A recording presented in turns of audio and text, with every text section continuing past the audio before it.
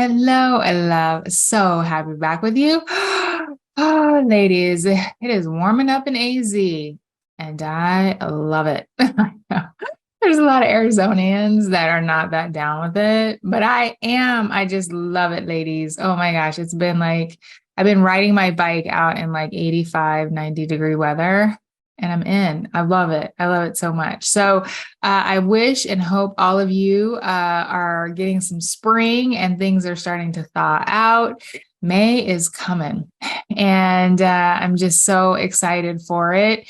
And I just can't wait. When this releases, it will almost be May. I know. I can't believe it, right? It's just so fast. Time goes so fast. May is an amazing month in Transform Boss. We have our once a year Unstoppable Live. It's in person and virtual in Chandler, Arizona. And ladies, I can't wait to watch the transformation. Also, all of my in-person ladies, I love to hug them and squeeze them and just spend time with them. And then all my virtual ladies too. We are just full preparations for that. The whole team. It's a pretty big event for us, and I can't wait.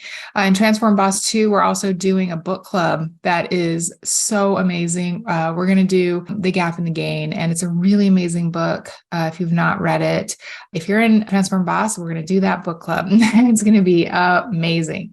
So today I want to talk about feeling in control around food. And I think if you've ever been on the diet roller coaster, I'm assuming you are because you're watching this on YouTube or you are listening to this in a podcast player, you've been on the diet roller coaster. And when you experience diets and gaining weight and losing weight, you may have had thoughts that you can't control yourself around food. Before I go further, I want to just remind you, if you have not followed the show, if you've not subscribed on YouTube or followed in whatever podcast player, please do so. I want to make sure every Wednesday I'm in your podcast library or on your YouTube channel so that you get these amazing episodes. And then too, it also helps other ladies find the show. So rate and review it too. I know, so good. Thank you. I appreciate that more than you know. So being on the diet roller coaster, being on diets, being off, right? Where you're eating all the things, it just keeps you thinking that you're out of control. And, maybe you have thought like, I can't have certain foods in my house, can't go to certain restaurants, or, I can't have a dessert because if I eat one bite, I'm going to be out of control.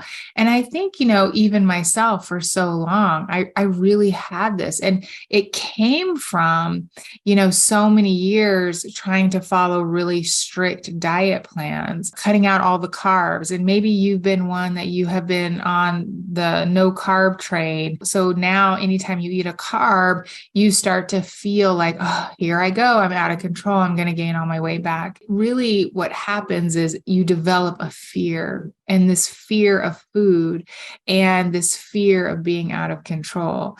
And it comes from the diet roller coaster, diet trauma, being very restrictive, and then eating all of the things. I think most people, like, we need carbs. I mean, I do think that.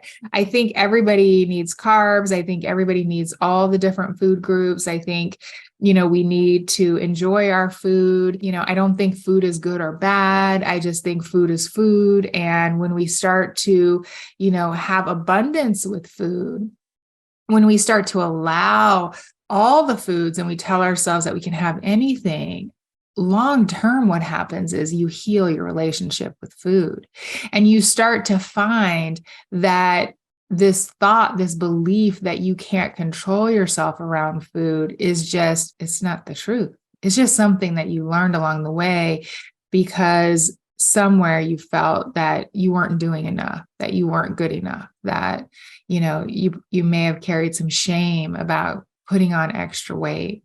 So this thought, this belief that you're out of control, it comes from lack and scarcity. And when you think you can't have it, that there's not enough, that, then you want it. And for some of you, you may have grown up where food wasn't very accessible, where you didn't have a lot of food. All of you have come from, different points of view. And it's just important to understand and be in the awareness of where this scarcity came from. For me, I always had food growing up. And I know that's not true for all of my listeners. And where mine came from was as I started to I was a chunky kid, my parents, society, they're like, hey, you need to eat less.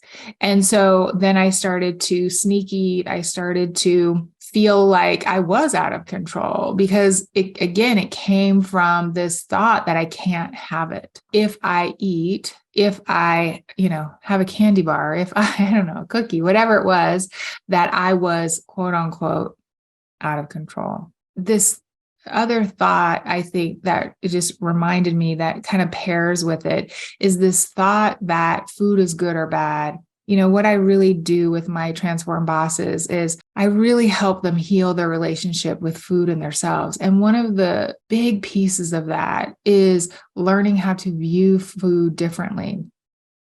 Food is food. It is, it's objects, it's like made of sugar, flour, water. I don't know. It's meat. It's just food, it doesn't love you back. It doesn't have emotion. Right? It's not, it's just food and it's not good or bad. I don't even like to describe food as healthy or not healthy because it's so subjective. You might be like, well, Shannon, no, really it is. It really is because all foods for some people, like if you went through all the foods, like I always use strawberries as an example because I have a friend who's highly allergic to strawberries. Most folks would say, oh, strawberries are so good, but it's not for her, really. It's like life-threatening for her. For me, broccoli, most folks would be like, that's so healthy. Yeah, when I eat broccoli, it is not good. It does not feel good in my stomach. I love broccoli. I like the taste of it. I can't eat it. And so really understanding that food is not good nor bad, healthy or not. I don't even like to put those terms. I just think food, it either feels good in my body and it's fuel or it's not. And I eat the variety of both. I eat foods that fuel me and foods that don't. I remember a very long time ago, I know I've shared this on the podcast, but I remember when I was first learning this work and one of my teachers, Brooke Castillo, she said this, thing about how, she had Oreos on her counter and she didn't even want them. And I remember at the time being like, what? Like, no way. Like if I had Oreos in the house, I couldn't control myself. And even in Transform Boss, when ladies first come, we like to make it simple. We're like, maybe if you choose, you can remove some of the trigger foods, but this is real important. I want them to eventually do the healing work of having all the foods in their house. Because when you can have all the foods and you start to learn how to pay attention to your physical hunger and when you're getting full and you realize that you can eat all of it, you start to lose the lack and scarcity that for so many of us, food is attached with it. You start to realize I've always been in control. Always. I've always decided what I was going to eat or what I wasn't.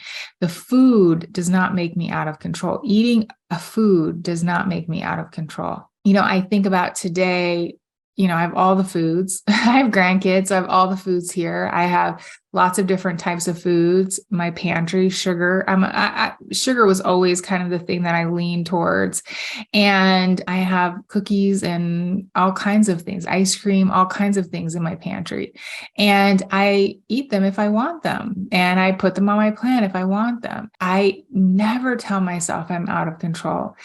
And even if I haven't overeat or eat more than I wanted to, I don't tell myself I'm out of control because it's just not the truth. Because I want to really challenge you for a second and your thinking on this. Right now, I want you to think about how much you weigh, whatever that number is. If you don't know, maybe you have a guess. Whatever that number is, you could weigh more. I know.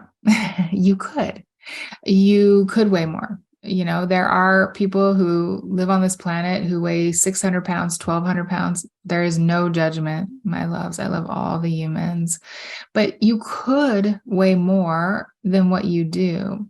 But at some point, you stop eating. You tell yourself you've had enough. I want you to realize that, because when you can start to build evidence that I am in control around food, I eat what I want to eat, I decide what I want to eat, you start to take back your own power.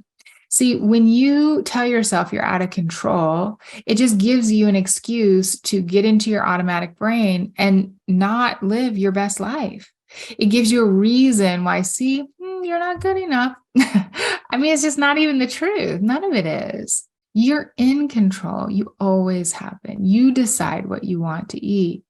And it's just a false belief. Again, you've always been the one making the decisions. And again, sometimes you're going to eat more than you want. Doesn't mean that you're out of control. So here's my take. Find the thoughts and beliefs that you have about being out of control. And then what I want you to do is ask yourself, this is number 2, are they coming from lack, scarcity, the belief that I can't have it?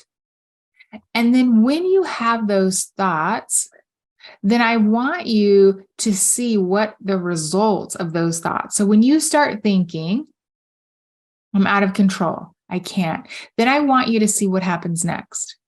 I just want you to be a watcher. Just pay attention. You probably will find that when you start saying to yourself that you're out of control in whatever form words that you use, right? It can sound different than those words, some form of that, then you might find that you actually eat more than you even wanted because of a thought, because of this thought, I'm out of control.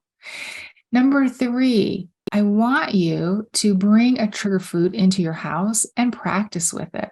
This is so powerful when you can plan when you're going to eat something, how much you're going to eat of it, and then you leave some of it. There's so much power when you can just say, oh man, I ate the Oreo and it was so good. And I ate 1 or 2 and it was so delicious. And then I put the rest of the package up and I didn't even think about them again. And I tell you, ladies, it happens with practice. So if you just keep fearing the food and you keep all that stuff away, you keep cutting the carbs, you keep, and you don't learn how to lose weight in a way that you can always do, then you'll always gain weight back. If you want to lose weight for the long term, this is an exercise how you can practice bringing in a food that you think, again, I'm doing air quotes if you're listening to this, you think you're out of control with. Just practice with it and really taste it. Do you even really like it? How good does it taste after 10 or 12 or 15 bites of it? And then number 4, practice abundance and allowance thoughts. So thoughts like, I can have it. I'm just not hungry for it. Like I can eat anything that I want. I'm not out of control. Practice those thoughts. Those are just beliefs that you want to reprogram. You want to redirect your brain to. So 1, find the thoughts and beliefs that you have around being out of control. 2, ask yourself, are they coming from lack, scarcity, the belief that you can't have it?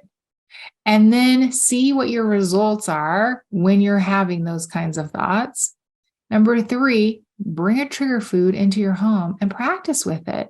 Plan when you're going to eat it, how much, and leave some of it. And 4, practice abundance and allowance thoughts. Like, I can have it. I'm just not hungry for it. I know. It's so good. My love, you are in control. You make the decisions to not eat or to eat. And just take your power back. Food does not control you. It just can't. It's just an object. You got this, my love. And if you want to take this work deeper, check out Transform Boss. It's my monthly membership program where you're going to learn how to lose weight for the last time and get off the diet roller coaster. And, I think about Transform Boss and I tell you, ladies, it is such an amazing program because it's so focused on changing what you think and what you believe so that you can have different results. It's all about doing something different. And next week, I'm going to share some tips on how to stop eating when you're starting to feel satisfied and what does that look like? I really want to kind of dive a little deep into it and share those tips with you so you won't want to miss next week. All right, my love. Bye for now.